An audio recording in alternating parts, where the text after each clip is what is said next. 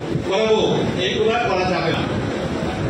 আপনারা যারা আমার সাথে আমাদের দলের রাজনীতি করেন, আমি আমার সুস্পষ্ট মেসেজ আপনাদেরকে দিয়ে দিচ্ছি, কেউ কোনো চাঁদাবাজি দখলবাজি এগুলা করতে কোনোভাবেই করা যাবে না।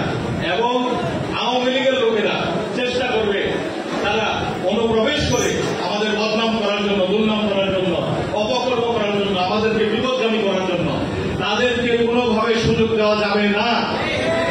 একজন যদি জানেন যে কোন একজন আওয়ামী লীগের লোক অনুপ্রবেশ করে ফেলেছে, সাথে সাথে আপনারা সরাসরি আমাকে জানাবেন। আমরা তাদেরকে অনুপ্রবেশ করার সুযোগ দিব না, আমাদেরকে বিভ্রান্ত করার সুযোগ দিব না।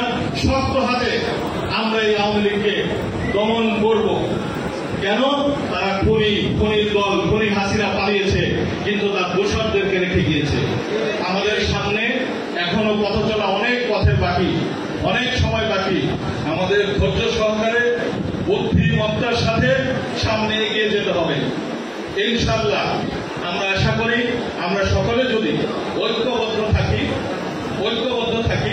আমরা কোনো ব্যক্তির স্বার্থে নয়, ভাইয়ের স্বার্থে নয়, দলের স্বার্থে, দেশ নায়ক তারেক রহমানের নির্দেশে আমরা সামনের আমাদের আগামী দিনের পথ চলব। ইনশাআল্লাহ আমরা বিজয়ী হব, সফল হব, এই আশাবাদ আমি